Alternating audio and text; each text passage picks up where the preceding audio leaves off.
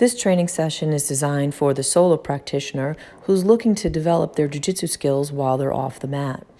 This is a good opportunity for you to dig in, explore your breathing, your posture, see where you're holding your tension, and amplify your skills so that when you're back on the mat, you can bring new feelings, new thoughts, new ideas to your jiu-jitsu practice. Let's start with our warm-up, hopping in place, getting relaxed, and shaking out the shoulders, doing some forward circles, moving your lower body, breathing in through the nose, out through the mouth, and putting it in reverse. Opening up the fingers, stretching the palms away from you, forwards and backwards. Let's build on that by putting our fingertips on our shoulders. And imagine that you're drawing your elbows forward as if they could touch in the front and touch in the back. Working on that scapular rotation and scapular stabilization as well. Breathing in, seeing where you're holding any tension and letting it go. Now let's pretend that you are holding a sword with your two hands. You're taking that sword and you're delivering a downward strike. Your hands are like the blades. And notice how pivoting the feet and the hips, exhaling when you strike downwards. Let's put that in reverse, almost like you have a golf club in your hand and you're swinging up and around. These are called the mushashis.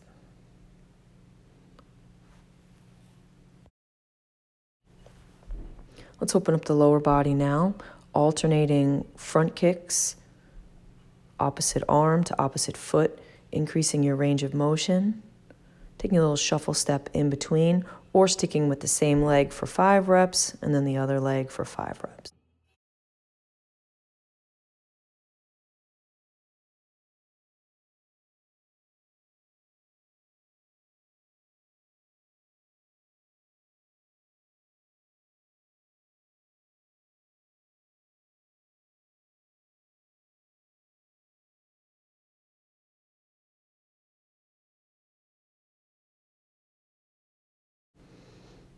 Here we're going to expand on our lower body hip opening by doing these hip circles.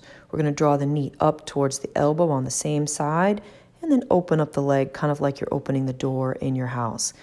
Point or flex the toe, but don't have a saggy foot. From here we're going to start in down dog, pressing into the heels, and then we slide forward and come into a plank position. You can add the push-up or discard the push-up.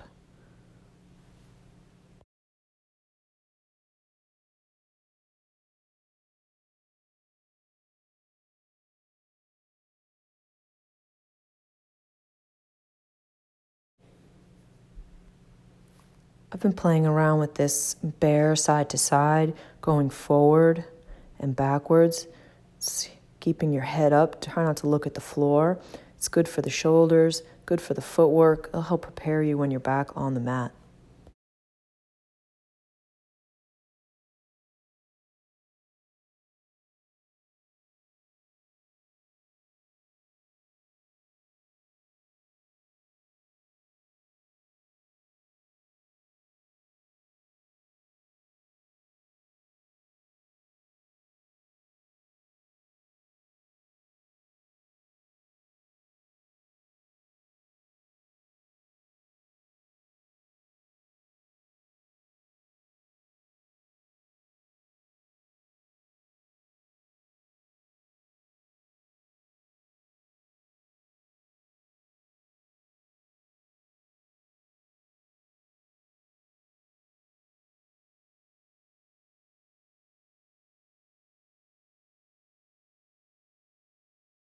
Here we're doing something called the dead bug. We're going to start with your hands and your feet in the air, and now you're going to alternate opposite leg and opposite arm down towards the floor without touching the floor and bringing it back.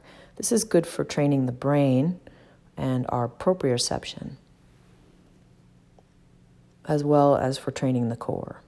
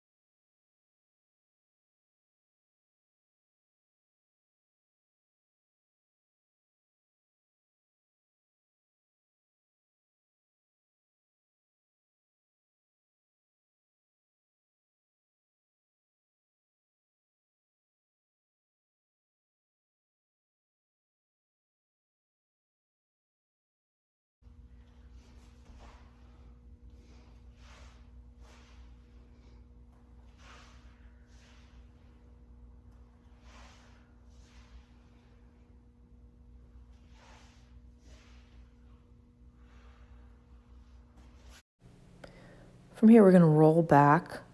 Be careful, don't put your feet over your head if you have any neck issues. Any kind of neck tension, you want to stop way before your feet touch the floor. Try to tuck yourself into a ball and stand up without the aid of your hands.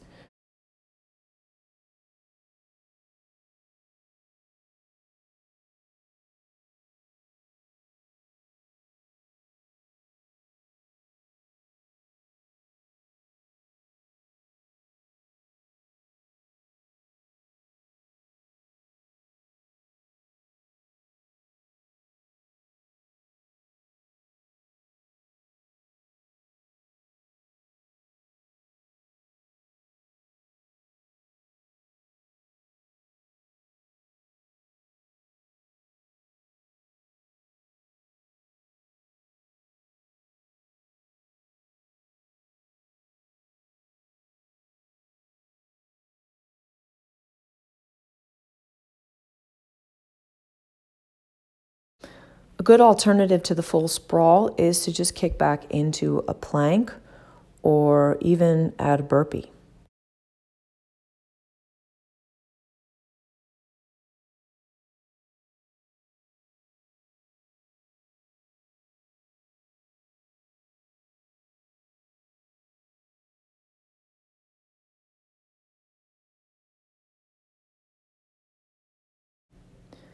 Often in jiu-jitsu, you find yourself needing to pass somebody's guard and you need to put your head on the ground. This is a great way to practice that kind of guard pass. Be careful if you have any cervical spine issues. You don't want to put any undue pressure on your neck, as well as you want to make sure that your head is completely straight on the floor. So the vertex of your head, the top of your head is on the floor. You don't want to have your head on any kind of angle.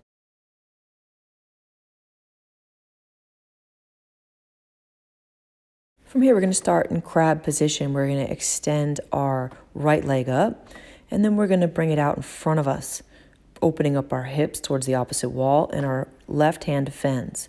From here, we slide through. The hips go towards the floor, belly button to the floor, and we do a push-up or hold the plank. Now our left leg steps through, right hand defends, belly button towards the ceiling, and post your hand behind you. Now we're back in crab position. One more time. Right leg's going to extend. Left arm defends. Rotating towards the floor, hands posted on the mat, and push-up position.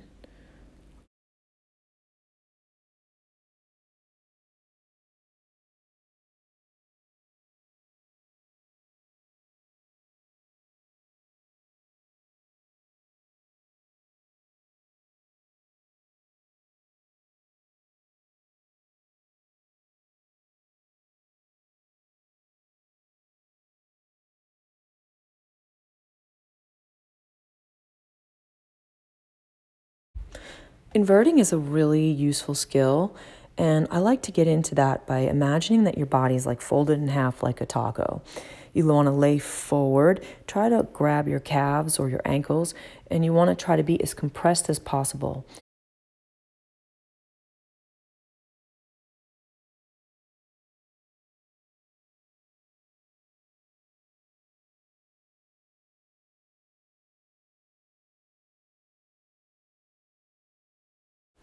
Here's another modification of inverting. It's a little bit more advanced. This time we're going to start in the S position. Try not to use your hands. You're rocking from your shoulder to your shoulder. Your legs are sliding in front and then ending up back in the S position.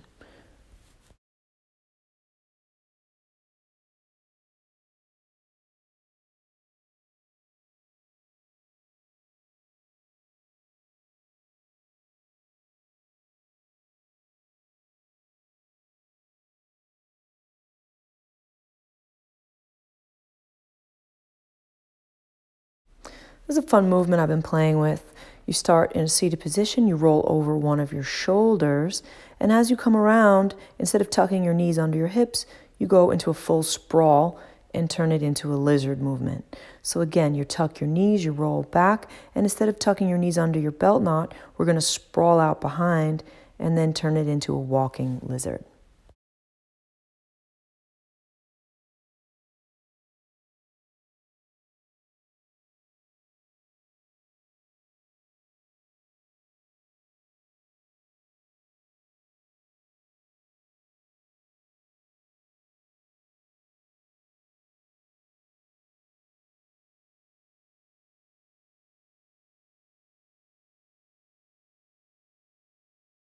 Here's some skills I've been playing with from Master Alvaro Romero. We're going to start in the S position, and then you're going to take one of your legs and bring it beyond your knee. So you're seated up. And from here, you're going to rock to your back. You're going to open your legs and then switch your leg position. So when you rock back up, your opposite foot is over your opposite knee.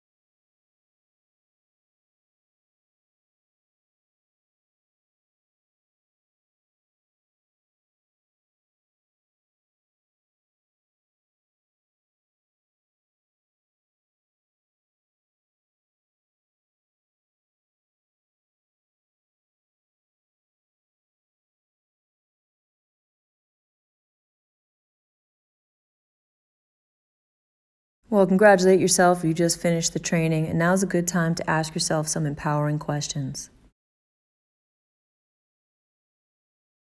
I hope you had some fun training and got rid of some stress. And remember, in the words of Bruce Lee, absorb what is useful, discard what is useless, and add what is specifically your own. Hope to see you soon.